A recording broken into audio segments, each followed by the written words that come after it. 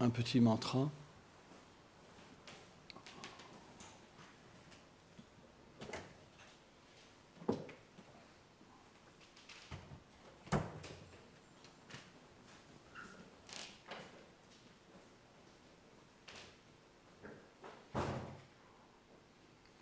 Je vais te mettre à côté de Yamuna pour lui. Om Namo Bhagavate Vasudevaya.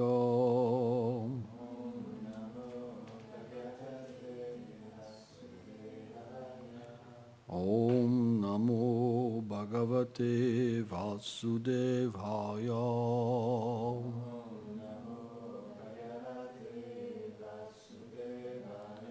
Om Namo Bhagavate Vasudevaya.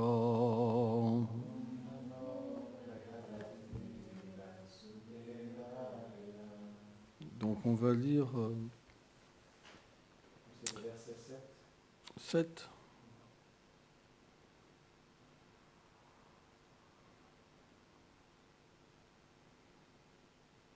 Ok.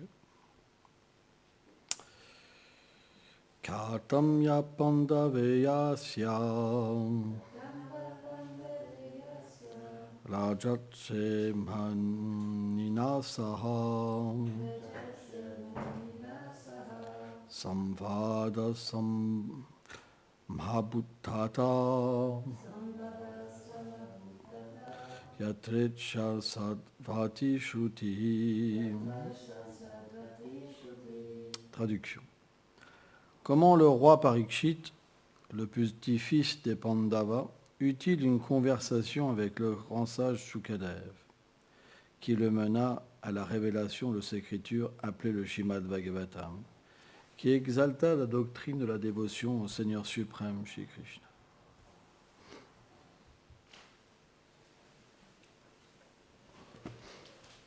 Om Aghana Timilandasya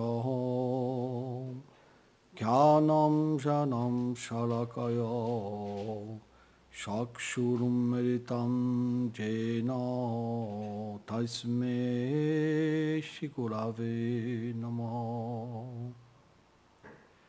Shri Chaitanya Manobhistam Stapitam Jena Bhuttari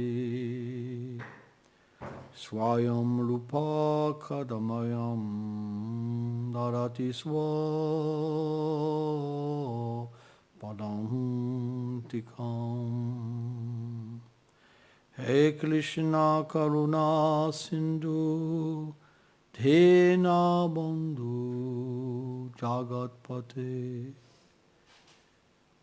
Gopesha Gopika Kanta Radha Kanta Namostute Tapta Kanchana Gourangi Radhe Vin Vichabhanusute Devi Pranamami Hari Priye Jai Shri Krishna Chaitanya Prabhu Nityananda Shri Advaita Gadadara Shivasari Gaura Bhakta Vrinda. Hare Krishna Krishna Krishna Hare Hare Hare Ram Ram Ram Hare Hare. C'est une bonne question. Si on peut faire un peu moins de bruit, s'il vous plaît. Sans ça, s'il y a trop de bruit, comment on peut parler et comment on peut se concentrer, hein?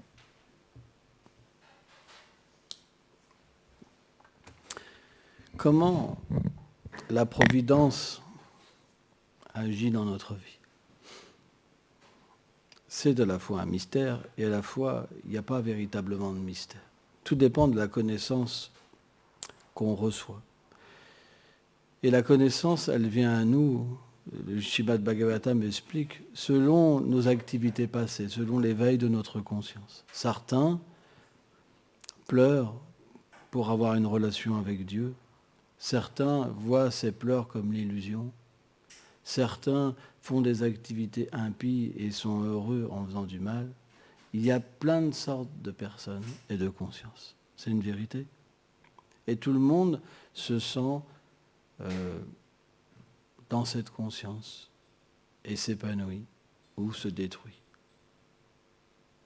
Mais tous ces états de conscience sont quelque part inachevés ou temporaires. Par exemple, quand on est enfant, on aime jouer. Quand on a des parents, on aime avoir des enfants. Quand on est un enfant, on aime avoir des parents. On aime tomber amoureux. Toutes ces choses ont une substance pour certaines personnes et pour d'autres n'ont pas de substance. Donc on peut se poser ces questions, pourquoi à la fois il n'y a pas de substance et pourquoi à la fois il y a une substance.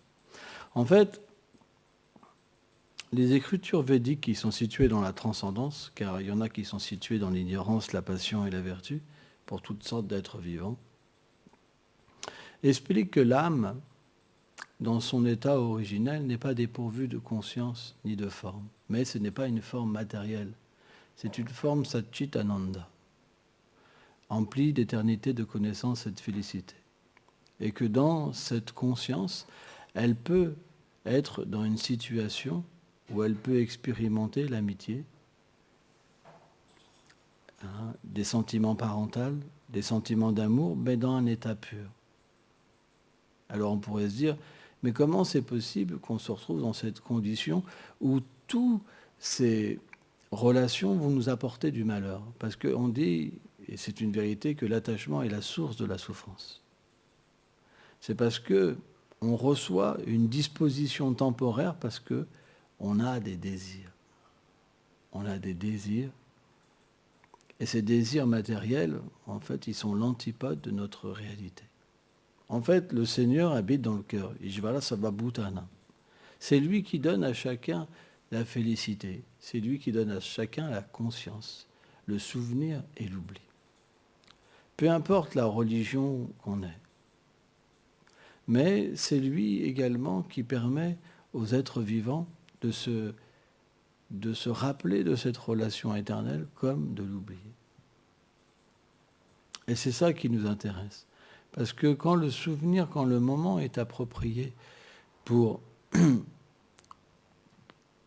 réaliser cette forme de relation, alors l'intermédiaire vient. C'est ce qu'on appelle gourou, le principe du gourou. Hier, il y avait un frère qui parlait du principe du maître spirituel. En fait, selon notre qualification, nous rencontrons des êtres vivants qui vont nourrir notre qualification. Et selon notre expérience des vies passées, il y a ce qu'on appelle un adhikar, une qualification. Et cette qualification, elle va alors être dévoilée. C'est ce qu'on appelle la foi. C'est pourquoi il existe un type de foi qui est différent dans tous les êtres vivants. Gandhi disait ça. Il y a une religion pour chaque être vivant. Parce que chaque être a un chemin différent, un épanouissement de conscience différent. Mais il y a aussi des êtres accomplis. Et les êtres accomplis, les Védas expliquent qu'ils peuvent être dans 3 sortes de conscience. Brahman, Paramatma et Bhagavan. Brahman, l'aspect omniprésent de la vérité absolue, qui est impersonnel, où on va se situer dans cet aspect omniprésent comme une particule de conscience. Il y a l'aspect Paramatma, l'âme suprême, où on va réaliser que le Seigneur est dans notre cœur et qu'il contrôle tout finalement. Par exemple, on parle de la loi du karma. Mais qui donne le fruit? Il y a bien quelqu'un qui observe et qui donne le fruit. Comment sans ça on pourrait recevoir ces activités? Il y a bien quelqu'un qui coordonne tout. Même les scientifiques qui observent la création, ils disent mais c'est pas possible, c'est trop parfait. Si on analyse une cellule, c'est un univers à l'intérieur. C'est tellement complexe et parfait. Donc, celui qui est dans cette réalisation du Paramatma, dans cet éveil, il peut voir le Seigneur dans son cœur, il peut le voir à côté de lui, et il peut le voir dans le cœur de tous les êtres. Il réalise que tout est créé, maintenu et annihilé par cette substance qu'on appelle Paramatma, l'âme suprême. Donc c'est expliqué que c'est un niveau de conscience supérieur. Parce que l'autre avant, il ne voit pas l'aspect,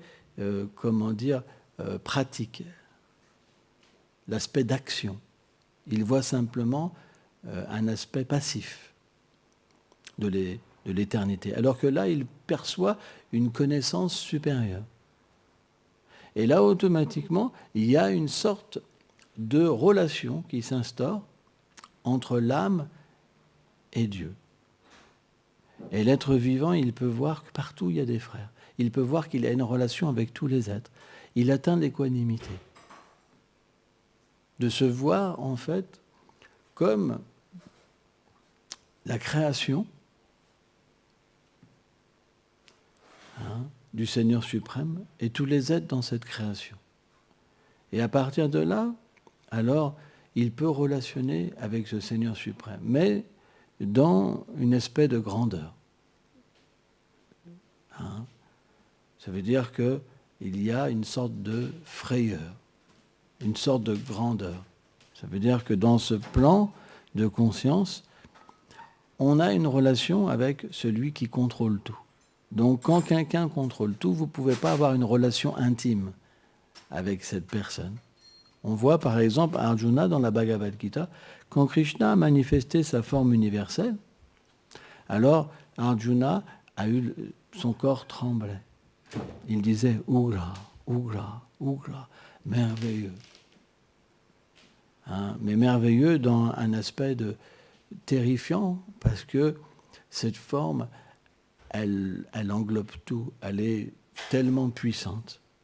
Donc, dans ce plan d'action, dans ce plan de conscience, on ne peut pas véritablement avoir de relation non plus. À la fois, il y a une relation, et à la fois, il n'y a pas de relation. Ça veut dire que le Seigneur reste loin. Dans l'autre état de conscience, il n'y a pas de conception de Dieu. Dans cet état de conscience, il y a une conception de Dieu, mais pas dans l'intimité. On prend l'histoire, on prend l'exemple d'un président, par exemple le président de la République.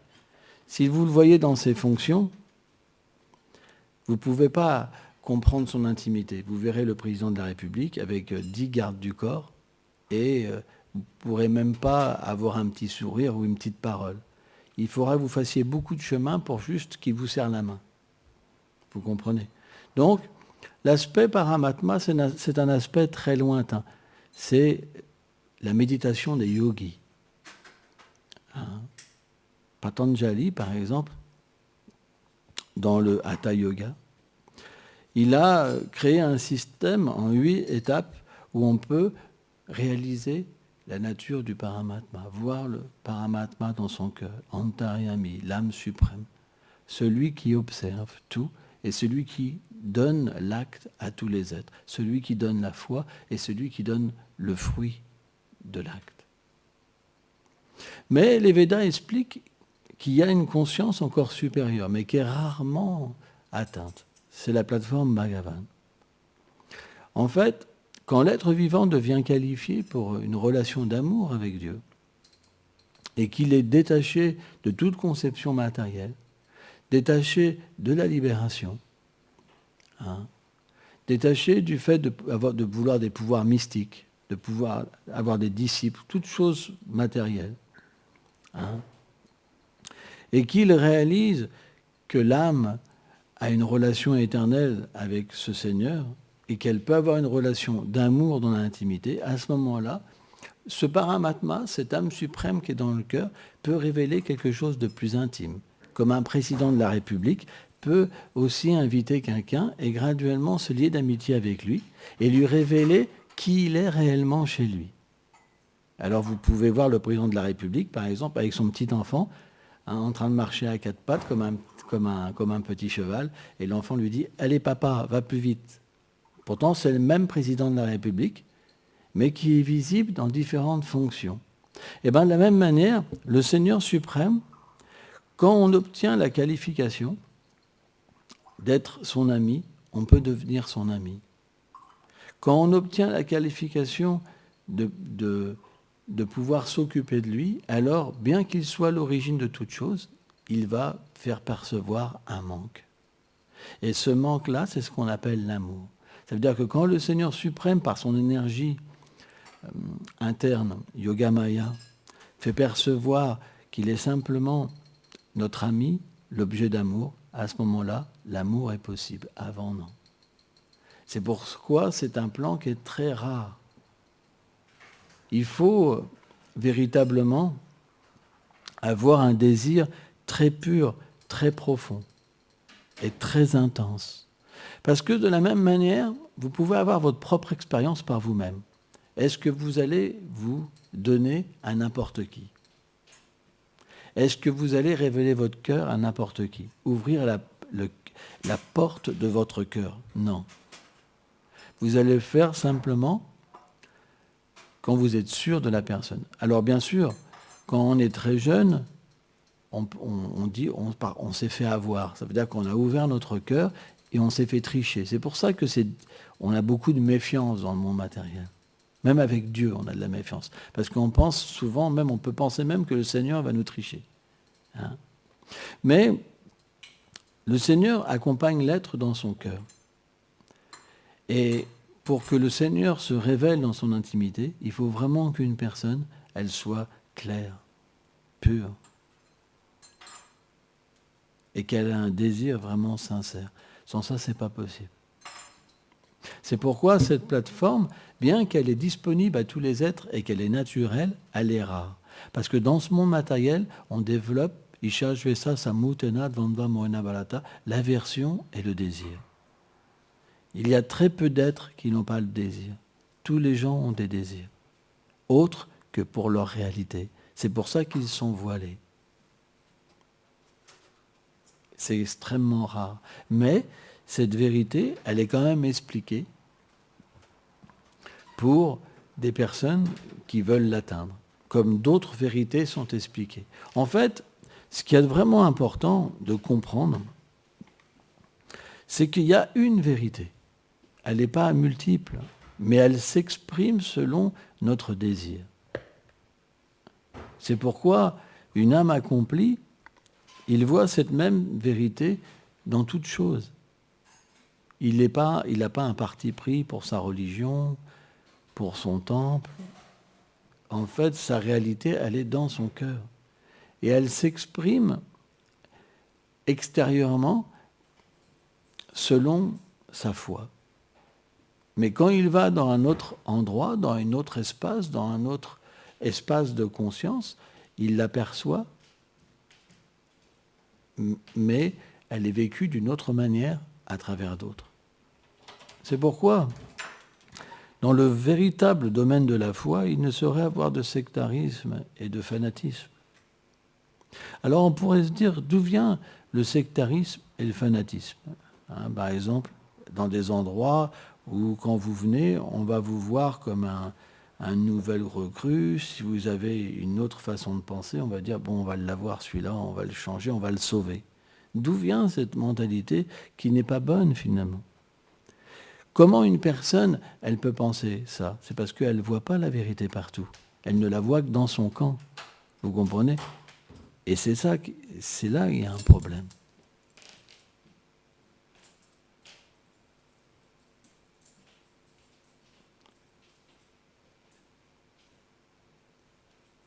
Si on la voit que dans notre camp, ça veut dire qu'on n'est pas une âme réalisée. Parce qu'on ne la voit pas autre part. Et c'est ça qui fait le plus de dégâts, en fait, dans le monde de la conscience. Parce que la plupart des religieux, ils sont sur cette plateforme. La plateforme de la conscience qui n'est pas accomplie. Et quand cette conscience n'est pas accomplie, elle donne naturellement lieu à une duplicité, à une dualité. Je suis meilleur. Et partout, vous retrouverez ça. Partout. Parce que tant qu'on n'est pas accompli et qu'on est dans une sorte de foi, on doit naturellement être fixé dans cette foi. Et la seule façon d'être fixé dans une foi, c'est de voir les fautes chez les autres. Vous comprenez? Et donc, naturellement, quelqu'un qui cherche l'amour, il va rencontrer de grandes difficultés dans ce chemin. Parce qu'il va se heurter à des soi-disant maîtres réalisés qui sont finalement pas encore accomplis et qui ont cette partialité en eux, cette duplicité en eux. Et on peut rencontrer beaucoup de souffrance dans cette voie qui est l'accomplissement spirituel. C'est extrêmement difficile. Vous comprenez? À moins d'être fanatique, on trouve ça sympa le fanatisme. Mais quand on sort du fanatisme et qu'on a pu voir la vérité, c'est difficile après de rester dans un plan où simplement les gens se battent pour une foi. Et c'est le théâtre de la religion. On ne peut pas, on le sait, c'est une réalité. C'est pourquoi les écrits transcendantaux nous sortent de cette plateforme. Ils nous extirpent de ce fanatisme, de cette conception où on est simplement désunis. Hein. C'est pourquoi on doit véritablement faire le bon choix des personnes qu'on suit.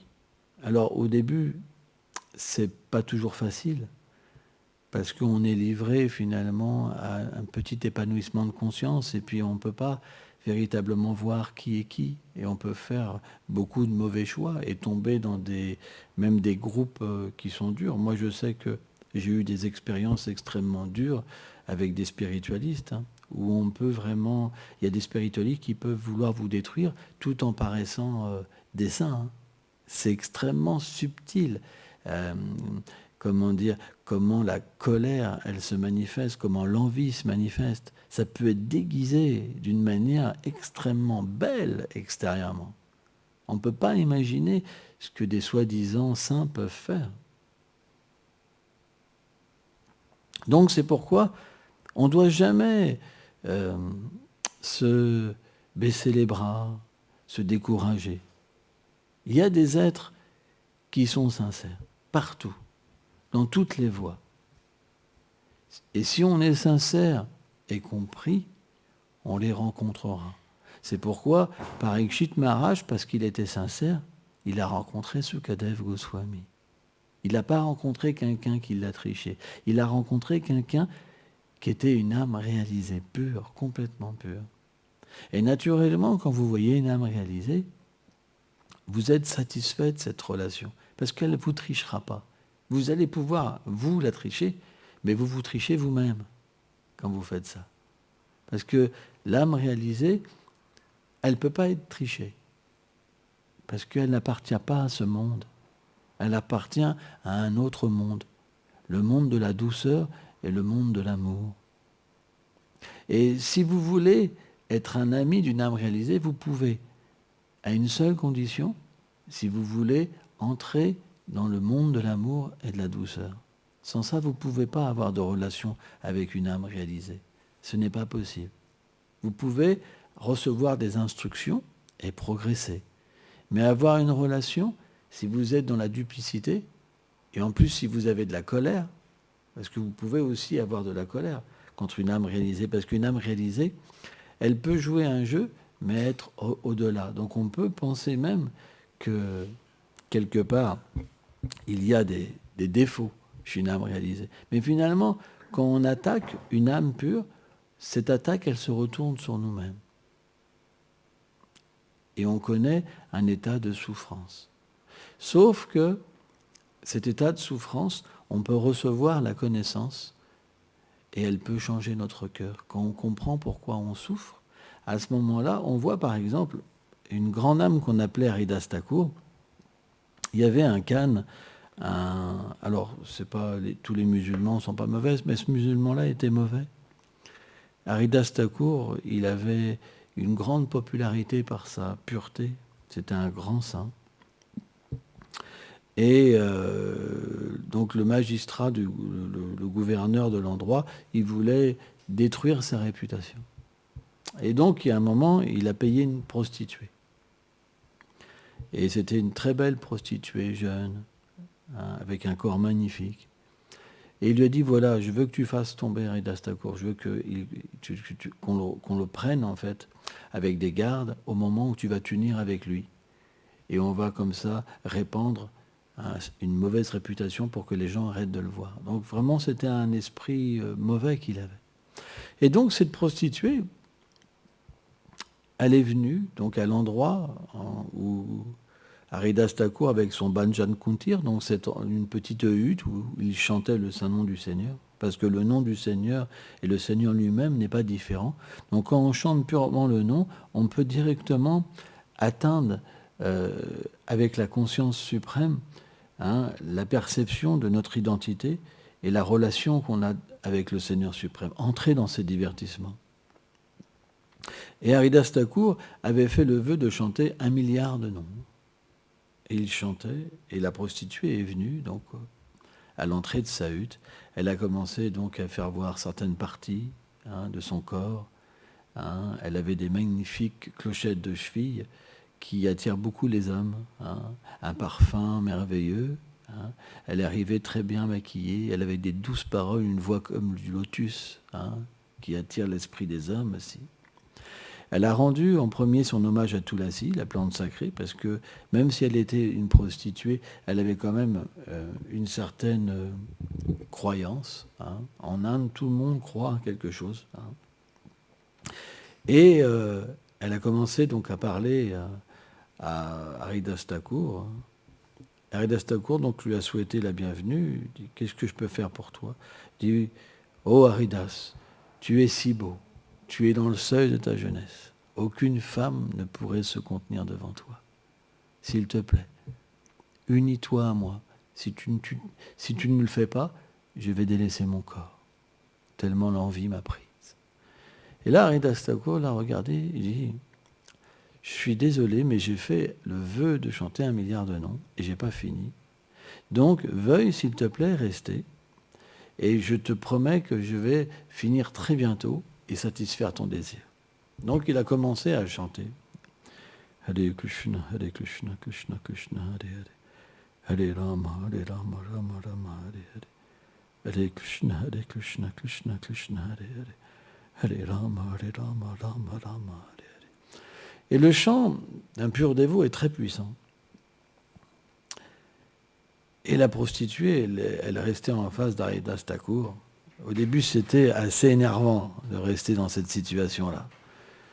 Donc, elle entendait Aridas et elle feignait même des gna comme ça. Elle était assez offensante. Et finalement, Aridas Thakur, toute l'après-midi est passée, toute la nuit est passée, il chantait tout le temps. Et elle s'est découragée, elle est retournée donc voir le gouverneur. Et le gouverneur lui dit, alors, tu as réussi? Il dit, non, mais il a fait la promesse de satisfaire mon désir. Demain, je m'unirai à lui, et après-demain, je reviendrai et tu pourras l'arrêter. C'était le plan. Donc la prostituée est revenue le lendemain. Elle a rendu ses hommages à Tulasi. Et donc Aridas Thakur l'a accueilli de nouveau et lui a dit, excuse-moi, j'ai essayé de chanter toute la nuit, mais je n'ai pas encore fini. Veuille rester très bientôt. Je vais assouvir ton désir. Et donc il a commencé à chanter Hare Krishna, Krishna Krishna, Hare Rama, Rama, Hare Hare. Et graduellement, en fait, à force d'écouter la vibration transcendantale chantée par le pur dévot, le cœur de la prostituée a commencé à changer. Il a commencé à fondre. Et là, elle s'est aperçue que la personnalité qu'elle était, elle commençait à pleurer. Et là, elle a réalisé que finalement, Aridas Thakur était un grand saint et qu'il l'avait délivré. Elle est tombée à ses pieds en pleurant. Elle lui dit, pardonne-moi, pardonne-moi, délivre-moi, délivre-moi. Et là, Aridas Thakur lui a dit, je connais tout de la conspiration du gouverneur. Je suis simplement resté pour te délivrer, par compassion. C'est ça la grandeur l'association que peut apporter un Vaishnav. Quand quelqu'un a une pureté, quand quelqu'un a vu le Seigneur, ou quand quelqu'un le voit constamment, il peut, en fait, cette association peut donner des miracles. Elle donne la foi, elle donne le désir d'atteindre la perfection, d'être dans l'association de Krishna. C'est pourquoi les écrits transcendantaux chantent les gloires des associés du Seigneur, l'association des associés du Seigneur. Il y a ce fameux proverbe qu'on dit en France, « Dis-moi qui tu fréquentes, je te dirai qui tu es. » Et c'est vrai. Suivant la qualité des personnes qu'on côtoie, on développe une conscience. C'est pourquoi il y a 3 niveaux de conscience spirituelle que les Védas expliquent, Brahman, Paramatma et Bhagavan. Et selon, en fait, l'association qu'on reçoit d'âmes réalisées, alors on s'éveille à ce niveau de conscience. Merci beaucoup.